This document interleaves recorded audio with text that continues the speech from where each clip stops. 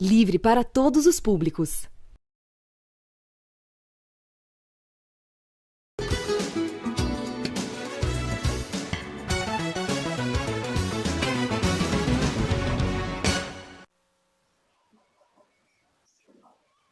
Olá, pessoal, boa tarde, o Bom para Todos começando nesta terça-feira, dia 27 de abril de 2021.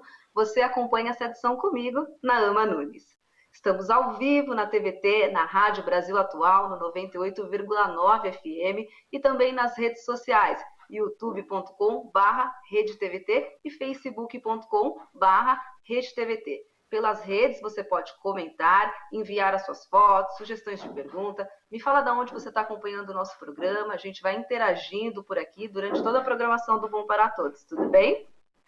Hoje nós temos a participação aqui do sociólogo Silvio Catiabava. Ele é diretor do jornal Le Monde Diplomatique Brasil, que vai comentar aqui as notícias do dia e também dar os destaques do seu programa, que começa logo mais, hoje à noite, na TVT. Nós também vamos falar hoje aqui durante o programa com o Igor Pantoja, assessor de mobilização da Rede Nossa São Paulo, sobre uma plataforma que avalia o desempenho de cidades brasileiras para atingir as metas da Agenda de 2030. E nesta edição, a gente também conversa com a Cláudia Troiano, uma das primeiras colaboradoras do Instituto Lula, sobre a perseguição que o ex-presidente Lula sofreu aqui no nosso país. A gente tem tudo isso aqui ao longo da nossa programação. Fica com a gente, me acompanha, vai mandando as suas sugestões de perguntas, os seus comentários. Eu estou aqui apresentando, mas também estou de olho aqui no YouTube, nos comentários, e a gente vai aqui mencionando a participação de vocês durante o programa, tá bom? E a gente começa, então, o programa Bom para Todos com um giro das principais notícias do dia. O país tem o direito de saber quem contribuiu para as milhares de mortes e eles devem ser punidos de forma imediata e emblematicamente. Esse é um trecho do discurso de Renan Calheiros, já no posto da relatoria da CPI da Covid-19. O senador foi indicado por Omar Aziz, eleito presidente da comissão. Randolfo Rodrigues foi eleito vice-presidente hoje, logo hoje, aqui no final da manhã. O desembargador Francisco Betti derrubou a liminar de um juiz da primeira instância que impedia Renan Calheiros de assumir a relatoria da comissão. Presidente, a gente apresenta o programa de casa, estamos em obras, mas vamos seguindo por aqui, trabalho home office, pandemia, é isso mesmo, vamos tocando aqui da melhor forma possível, tá bom, pessoal? E Jair Bolsonaro recusou pelo menos 11 ofertas de vacinas contra a Covid-19. De acordo com o blog do jornalista Otávio Guedes, todas as ofertas estão documentadas. O governo não quis comprar por 6 vezes a Coronavac. A vacina da Pfizer foi recusada em 3 ocasiões. As outras 2 recusas foram em participar do consórcio da COVAX Facilite. E a Anvisa negou o pedido de importação da vacina russa Sputnik. A demanda emergencial feita por 14 governadores foi recusada por questões de segurança. O presidente da Anvisa, Antônio Barra Torres, afirmou que a agência não vai permitir que milhões de brasileiros sejam expostos a produtos sem a devida comprovação de qualidade, segurança e eficácia. Os 5 diretores da agência seguiram as recomendações da área técnica, que identificou incertezas em relação ao Sputnik V, que ainda não foi aprovada na Europa ou nos Estados Unidos.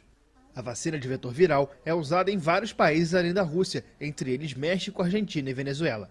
Em fevereiro, a revista médica The Lancet relatou que o imunizante russo foi 91,6% eficaz, o que esclareceu muitas dúvidas sobre a confiabilidade do fármaco. Os técnicos da Anvisa afirmaram que a publicação na revista científica não tem os mesmos requisitos de aprovação em órgãos reguladores. O Supremo Tribunal Federal determina que Jair Bolsonaro regulamente a lei da renda básica da cidadania aprovada em 2004. Pela decisão do STF, além de definir os valores dessa renda, o governo vai ter que incluir o pagamento já no orçamento de 2022. A renda básica vai beneficiar pessoas que vivem em extrema miséria. De acordo com a lei, o valor mensal deve ser suficiente para atender às despesas mínimas de cada pessoa com alimentação, educação e saúde. E os funcionários da Caixa Econômica Federal fazem hoje greve de 24 horas em todo o Brasil. Os empregados da Caixa estão na luta em defesa por mais contratações, em defesa da Caixa 100% pública, por melhores condições de atendimento à população. É fechar um dia para que a Caixa possa continuar funcionando e financiando o desenvolvimento do Brasil para o futuro. Regina Duarte é condenada por fake news contra a ex-primeira-dama Maria Letícia. Em abril do ano passado, quando era secretária especial de Cultura do governo Jair Bolsonaro, a atriz publicou em suas redes sociais informações erradas do inventário de Maria Letícia. Acionada pelo ex-presidente Lula, a Justiça condenou Regina Duarte a se retratar publicamente. E a gente vai começar aqui então o programa, dando sequência, ao programa Bom para Todos, repercutindo essas notícias, né, com o sociólogo Silvio Catiabrava, que vai comentar aqui os principais assuntos do dia. Silvio, você já está por aí? Consegue me ouvir? Consigo, Lama. Um prazer estar com você aqui. Vamos em frente. Prazer. Silvio, eu estou sendo boicotada aqui. Brincadeira com uma obra que está acontecendo em cima da minha casa, bem agora, durante o programa. Mas a gente vai tentando se acertar, tá bom, Silvio? Tá bom. Então eu queria começar comentando pela a CPI da Covid, depois eu passo pelas outras, né? A CPI é um risco para o clã Bolsonaro enorme, né? Eles mesmos já listaram 23 questões que encaminharam aos ministérios para obter respostas plausíveis, né? Não tem resposta plausível. E isso dá o roteiro, inclusive, dos crimes que foram cometidos. Então, o fato da CPI ter hoje uma maioria de independentes e de opositores, ter confirmado a relatoria do senador Renan Calheiros, que está fazendo oposição ao Bolsonaro, né, e está no foco, vamos dizer assim, do principal tema da conjuntura, que é a pandemia, isso coloca em evidência os crimes que o Bolsonaro tem cometido cotidianamente.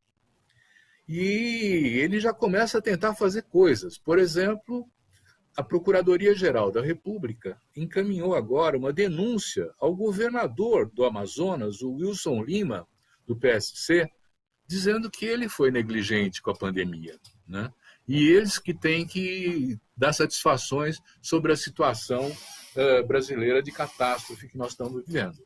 Tirou fora o Ministério da Saúde, tirou fora o próprio presidente da República e agora está focando os governadores e os prefeitos. Também essa questão da Anvisa é delicada, porque o fato de não ter sido aprovada nos Estados Unidos talvez seja porque seja russa. E existe essa guerra fria escondida entre os países, né?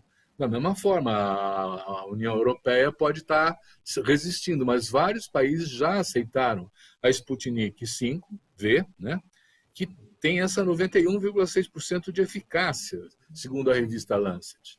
Então, na falta de produtos, de vacinas para cuidar da pandemia no Brasil, negar a possibilidade da Sputnik é um risco de continuar tendo muita gente morrendo porque não tem vacina, né? E essa é a questão da CPI. Mas eu queria também trazer para a reflexão de vocês essa história da greve da Caixa Econômica Federal. A greve da Caixa Econômica Federal é muito expressiva, porque ela, segundo os próprios líderes que estão em greve, está dizendo que é para manter a Caixa como um banco público. E é preciso lembrar que os bancos públicos no Brasil, até 2015, 2016, eles detinham a maior parte do mercado de financiamento, eram 56%, 53%, algo assim. Os bancos privados ficavam com o resto. O que nós vamos vendo sistematicamente é o desmonte dos bancos públicos. O Banco do Brasil já foi obrigado a fechar agências sobre o argumento de que eram muitas agências para disputar com a concorrência. Então, os bancos privados estão forçando a redução do Banco do Brasil, a redução da Caixa, esvaziaram a importância, né, do BNDES, que era um banco de investimentos que ajudava muito a investir na infraestrutura brasileira, né?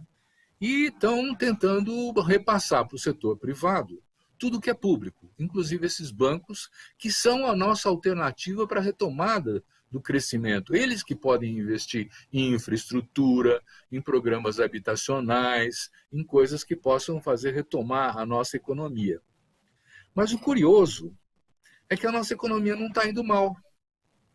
Eu tenho aqui alguns dados de hoje que dizem assim: o Itaú espera um lucro anual, esse ano, em comparação ao ano passado, 71,2% maior do que o ano passado. O Bradesco espera um lucro maior de 84%, um crescimento do seu lucro em 84%. O Banco do Brasil, 18,6% de crescimento, né? Mas, de qualquer maneira, quer dizer, no seu conjunto, esses bancos estão tendo um crescimento de 41,7% no seu lucro comparado a 2020. E não é só os bancos, quer dizer, se você pegar 109 empresas que são cobertas pelo Santander, elas registraram um aumento do seu lucro também no primeiro trimestre de 2021, comparado com o primeiro trimestre de 2020, da ordem de 52%. A Vale, a mineradora, tem um lucro de 30 bi no trimestre, né? Uma coisa que ela não teve o ano passado inteiro. O ano passado inteiro o lucro da Vale, que já foi grande, era de 27,6 bilhões. Nesse primeiro trimestre, a Vale já tem um lucro de 30 bilhões. Né? Então você veja, quer dizer, de um lado, a economia vai muito bem. A economia vai bem para os bancos, a economia vai bem para as grandes empresas, a economia vai bem para a mineração, para o agronegócio, né? E, ao mesmo tempo, nós temos os dados da Faculdade de Economia e Administração da USP, de uma pesquisa, que diz assim: a pobreza aumentou 42% no Brasil do ano passado para esse ano. Ela era de 43 milhões de pessoas e passou a ser de 61 milhões de pessoas agora na previsão desse ano, né? Ou seja, os lucros crescem 42%, 41%, 52% na média de alguns setores, e a pobreza cresce 42% também. Então tem alguma coisa que não combina. Quer dizer, se houvesse uma economia saudável para todos, nem o crescimento dessas grandes empresas seria tão grande no seu lucro, né? Nem a pobreza teria se aprofundado tanto assim, né? É essa a razão pela qual o Senado está botando a mão em alguma coisa que não é da sua competência. Definir que o governo vai ter que ter uma renda básica em 2022 é se meter nas políticas públicas. Mas é, por outro lado, defender também os direitos humanos, o combate à fome, a garantia da segurança alimentar para mais de 100 milhões de brasileiros que estão em distintos graus de insegurança alimentar, leve, média e grave, né? E hoje nós temos mais de 30 milhões de pessoas que estão nessa rubrica grave, ou seja, estão passando fome. É muito importante a doação, a contribuição da sociedade civil, a solidariedade das pessoas, a solidariedade dos territórios em que essas pessoas vivem, que são exemplares, né? Mas é preciso garantir políticas públicas para isso. Então, a medida do Supremo Tribunal Federal de exigir que o governo defina uma renda básica é um bom passo. Embora seja a intromissão em outra área, ele tem o direito, vamos dizer assim, e se avoca a essa responsabilidade como o Supremo Tribunal Federal, a última instância de formalização de políticas e de decisão sobre a vida do brasileiro. A renda básica não foi definida no seu valor, isso também pode ser um problema, vai ser uma disputa no Congresso, vai ser uma disputa com o Ministério da Economia, que não tem nenhuma disposição de viabilizar mais do que aqueles 44 bilhões que foram aprovados para o auxílio emergência agora, mas, de qualquer maneira, a situação está tão trágica, tão dramática, tão crítica, que essa disputa vai levar a um questionamento da concentração de renda e da distribuição dos lucros, né? Hoje em dia, por exemplo, as empresas não pagam lucros sobre juros e dividendos. Todos os países do mundo pagam isso, à exceção de um ou dois pequenos, né? E nós temos que começar a tributar os mais ricos. O Joe Biden, nos Estados Unidos, o presidente dos Estados Unidos, fez isso, taxou com mais força 0,3% da população americana, né? E está garantindo um programa de auxílio emergência, né, onde o cheque é de R$ 7.400. Quer dizer, então você já houve um outro em dezembro de R$ 2.400. Então você veja a desproporção. Aqui nós vamos nós vamos atender uma demanda e um direito, né, com R$ 150, enquanto nos Estados Unidos esse montante é de mais de R$ 7.000. Né? Quer dizer, por aí você vê que mesmo o berço do neoliberalismo, os Estados Unidos, está abandonando algumas ideias centrais. Você veja que o papel do Estado se tornou muito importante nos Estados Unidos, ao contrário do que o Guedes quer fazer aqui, ele quer minimizar, né, o papel do Estado, né? A transferência de renda vai dar um impulso na economia americana que, além dos investimentos em infraestrutura que o Biden está definindo, que são muito grandes também, né, que vai retomar o caminho do crescimento para os Estados Unidos. O nosso ministro Guedes não obedece esses critérios, não reconhece que no mundo inteiro o neoliberalismo está fazendo uma autocrítica, dizendo que sim, os países precisam dos seus estados para socorrer nas crises, para regular a voracidade do capital, enfim, para atender as necessidades e garantir direitos, né? Então, o que nós vemos é uma situação que deve configurar um espaço de disputa e uma crise crescentes, tanto do ponto de vista da CPI, né, que vai tornar vulnerável a família Bolsonaro. Quer dizer, aí vai depender muito das mobilizações, das insatisfações, do quanto o Congresso vai poder ganhar alguma autonomia em relação ao governo, ao Executivo Federal, para poder se posicionar.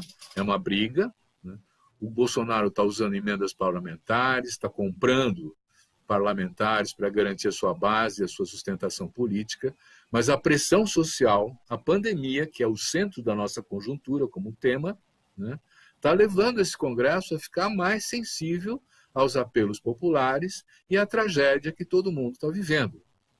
Então, nós temos boas expectativas do ponto de vista de que essa CPI da Covid possa trazer, de fato, um momento de impedimento do Bolsonaro, mesmo esse ano, né?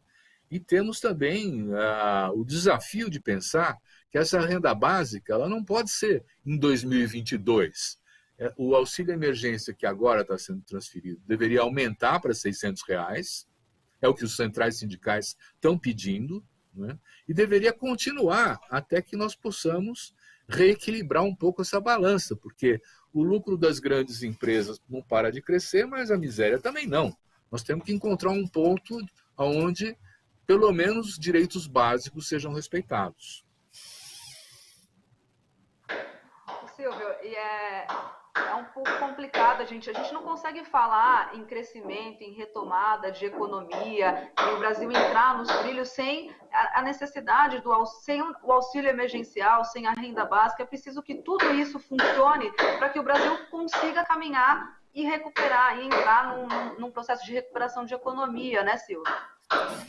É verdade, Ana. Inclusive, olha, o ano passado houve a transferência dos R$ 600 durante o tempo que foram 4 meses, né? Depois teve mais 3 de R$ 300, mudou o cenário. Nós estávamos prevendo uma crise e uma queda do PIB da ordem de 11%, 12%, talvez até mais. Com essa transferência de recursos, que passou pela casa dos quase 300 bilhões, a economia continuou funcionando, a venda vendia, o supermercado tinha consumo, enfim, quer dizer, as pessoas se supriam, o bujão de gás era comprado, né? As pessoas se supriam do básico e isso fazia a economia se mover. Tanto é que de 12% de estimativa de queda do PIB, nós acabamos em alguma coisa como 4,5%. Né? Essa transferência de dinheiro suavizou a situação da crise. A crise continua, a pandemia continua, e nós temos, curiosamente, uma dinâmica paralela entre a situação do povo brasileiro e a situação das empresas, das grandes empresas. As grandes empresas vão muito bem, o povo vai muito mal, e é preciso encontrar uma maneira de transferir uma parte dessa riqueza que está sendo acumulada pelas grandes empresas para atender as necessidades básicas da população. Veja bem que nós estamos com uma crise de emprego, né? Nunca houve um desemprego tão grande desde a nova Constituição e, de fato, quer dizer, enquanto a economia não deslanchar, enquanto o setor de serviços não for liberado, enquanto tiver que se fazer lockdown, tiver que se fazer um confinamento que está sendo pedido, esse auxílio emergência é fundamental, ele precisa acontecer.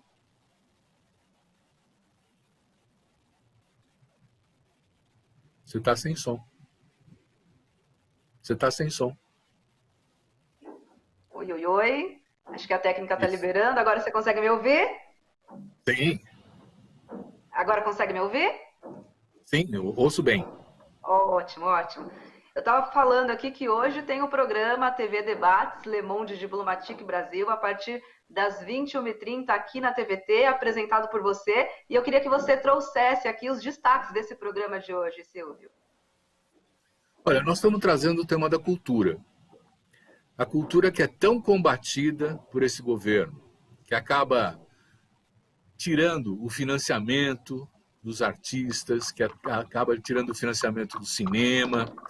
E nós estamos mostrando como, por exemplo, uma iniciativa como a Mostra Ecofalante Ecoambiental, que trata das questões do meio ambiente, ela teve um sucesso extraordinário no Brasil, se transformou na maior mostra independente que existe no Brasil hoje, continua selecionando filmes em todo o mundo para trazer o tema do meio ambiente para a discussão dos brasileiros e das brasileiras, né? E nós temos não só o diretor executivo da Mostra Ecofalante, como também temos um crítico de arte, o que vai também nos ajudar a refletir sobre que papel tem a cultura, que papel tem o cinema, por que nós precisamos de alimentar também a nossa alma, a nossa cultura, a nossa informação, a nossa consciência. Tem o prato de comida que nós precisamos, tem o prato de cultura que nós precisamos também. Então essa discussão vai ser muito interessante, mostrando uma iniciativa de sucesso hoje em dia, mas que cumpre um papel fundamental, que é debater a questão do meio ambiente a fundo e a situação crítica que o Brasil está vivendo com esse novo governo, com esse ministro Ricardo Salles e com a mineração e o agronegócio passando a sua boiada. Vamos discutir isso aí. Maravilha, vou ficar ligadinha aqui, vou acompanhar o seu programa hoje à noite, então, a partir das 21h30 aqui na TVT. É isso, né, Silvio? Isso. Silvio, muito bom falar com você, muito obrigada pela paciência aqui com a obra também em cima da minha casa. Vamos ver se a gente consegue ajustar aqui para continuar o programa e a gente se fala na semana que vem, é isso? É isso. Todos nós estamos passando por essas dificuldades do home office, viu? Isso, pandemia, eu acredito que os nossos telespectadores também vão entender. Um abraço, até a próxima semana. Obrigada, Silvio. Nós conversamos aqui com o sociólogo Silvio Catiabava, que volta a falar com a gente a semana que vem, na terça-feira da semana que vem, tá bom, pessoal?